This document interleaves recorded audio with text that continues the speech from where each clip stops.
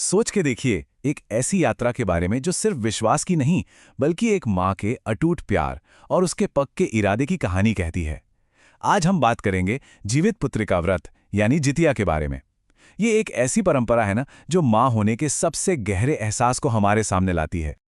त्याग, प्रेम और संकल्प, ये बस 3 शब्द नहीं हैं। सच पूछिए तो यही इस व्रत की आत्मा है, इसकी रूह है। ये उस माँ के पक्के इरादे की कहानी है जो अपने बच्चे की सलामती के लिए, उसकी भलाई के लिए किसी भी मुश्किल का सामना कर सकती है। तो चलिए इस खूबसूरत और शक्तिशाली परंपरा की एक एक परत को खोल कर देखते हैं। तो देखिए, हमारी ये पूरी चर्चा 3 हिस्सों में या कहूँ 3 दिनों में बटी हुई है। पहले दिन क्या तैयारी होती है, दूसरे दिन वो कठिन उपवास, और फिर तीसरे दिन व्रत का समापन कैसे होता है। हम इसके हर जरूरी पहलू को समझेंगे। ये व्रत, जैसा कि हम देख रहे हैं, पूरे 3 दिन चलता है। हिंदू कैलेंडर के अश्विन महीने में सप्तमी से नौमी तक हर दिन की ना अपनी एक खास अहमियत है, और इस पूरी यात्रा की शुरुआत होती है नहाए खाए से। तो अब सवाल ये उठता है कि आखिर इस इतने कठिन व्रत के पीछे का असली मकसद क्या है? इसकी इतनी गहरी इंपॉर्टेंस क्यों है? आखिर क्यों एक माँ ये व्रत करती है? देखिए, इस व्रत का हर एक नियम, हर एक रिचुअल बस एक ही प्रार्थना के इर्द गिर्द घूमता है: बच्चों की लंबी उम्र, उनकी अच्छी सेहत और उनका हर तरह से कल्याण। और शायद इसीलिए इसे एक माँ का सबसे पवित्र और निस्वार्थ तप माना जाता है। तो शुरुआत होती है पहले दिन से, और ये दिन, ध्यान दीजिएगा, सिर्फ फिजिकल प्रेपरेशन का नहीं है, बल्कि मन और आत्मा को उस बड़े संकल्प के लिए, उस बड़े वाव के लिए तैयार करने का दिन है। पहले दिन को कहते हैं नहाए खाए, मतलब जैसा नाम से ही साफ है, नहा कर खाना। इस दिन शरीर और मन दोनों को साफ करके आगे आने वाले कठिन निर्जला उपवास के लिए संकल्प लिया जाता है। इस दिन ना हर काम के पीछे एक खास मकसद होता है।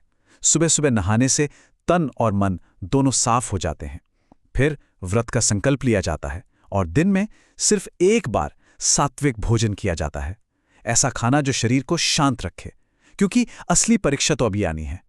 और हाँ, इसी दिन एक माँ अपने मन में वो पवित्र प्रण करती हैं जो इस पूरे व्रत की फाउंडेशन है, इसकी नींव है। मैं अपनी संतान की लंबी उम्र और मंगल के लिए जीवित पुत्रिका माता का व्रत करूंगी। बस इसी एक लाइन से उस तपस्या की शुरुआत हो जाती है।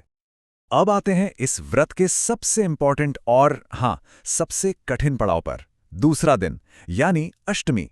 सच में ये दिन एक माँ के पेशेंस और उसके एंड्योरेंस की असली परीक्षा है। इस दिन रखा जाता है निर्जला उपवास, निर्जल यानी बिना जल का व्रत। जरा सोचिए, पूरे 24 घंटे से भी ज्यादा का समय अन्न का एक दाना नहीं, पानी की एक बूंद तक नहीं। ये फिजिकल और स्पिरिचुअल डिसिप्लिन का एक बेहतरीन एग्जाम्पल है। इस दिन की जो पूजा होती है ना, वो बहुत खास होती है। एक पवित्र जगह तैयार की जाती है जहां मिट्टी से बनी जीवित पुत्रिका माता की प्रतिमा रखी जाती है। दीप और धूप से पूरा माहौल शुद्ध हो जाता है, और फिर देवी को बड़ी श्रद्धा से फल फूल अर्पण किए जाते हैं। लेकिन इन सब में सबसे जरूरी है इस व्रत से जुड़ी कथा को सुनना, क्योंकि वही तो इसकी आत्मा है। पूजा में जो भी चीजें चढ़ाई जाती हैं, उन सब का एक गहरा मतलब है। जैसे कि दूब घास, वो मुश्किल से मुश्किल हालत में भी उग जाती है ना, तो वो संतान की लंबी उम्र का सिंबल है। और थैसन पिड़की जैसे जो ट्रेडिशनल पकवान है, वो पीढ़ियों से चली आ रही इस आस्था को दिखाते हैं। और पूजा के दौरान एक पवित्र मंत्र लगातार गूंजता रहता है, ओम जीव पुत्रिकाय नमः। ऐसा माना जाता है कि इस जाप से मन को ताकत मिलती है, और व्रत का जो संकल्प है वो और भी मजबूत हो जाता है। और ये तपस्या यहाँ रुकती नहीं है, ये रात में भी जारी रहती है। माताएं पूरी रात जागती हैं, जिसे जागरण कहते हैं, भजन गाती हैं, कथाएं सुनती हैं। ये जो साथ मिलकर जागना है ना, इससे उन्हें एक दूसरे से हिम्मत और एक स्पिरिचुअल स्ट्रेंथ मिलती है। तो 2 दिन की इस कठिन साधना के बाद अब आता है व्रत का आखिरी चरण, तीसरा दिन। ये दिन उस संकल्प के पूरा होने का और एक गहरी संतुष्टि का प्रतीक है। तीसरे दिन होता है पारण।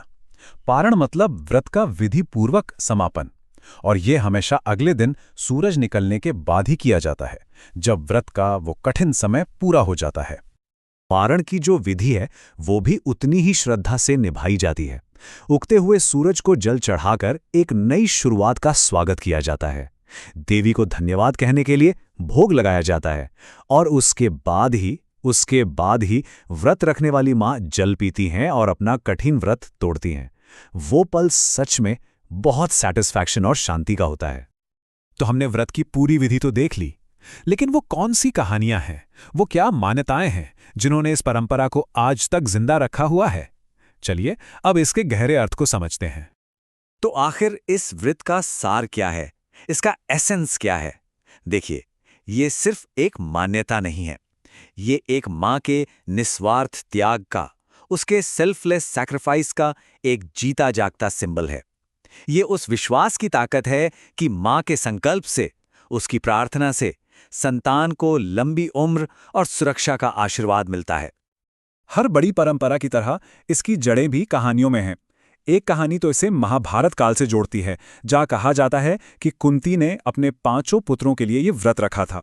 वहीं एक लोक कथा, एक फोक टेल है शेरनी और सियारनी की, जिसके जरिए इस व्रत की शक्ति और महिमा को समझाया जाता है। और ये सब हमें एक बड़े सवाल पर लाकर छोड़ देता है कि आखिर जीवित पुत्रिका जैसी परंपराएं क्या सिर्फ एक रिचुअल हैं, या फिर ये प्रेम, त्याग और संकल्प जैसे जो गहरे इंसानी जज्बात हैं, उन्हें एक जनरेशन से दूसरी जनरेशन तक पहुंचाने का एक पावरफुल जरिया है। ये वाकई में सोचने वाली बात है।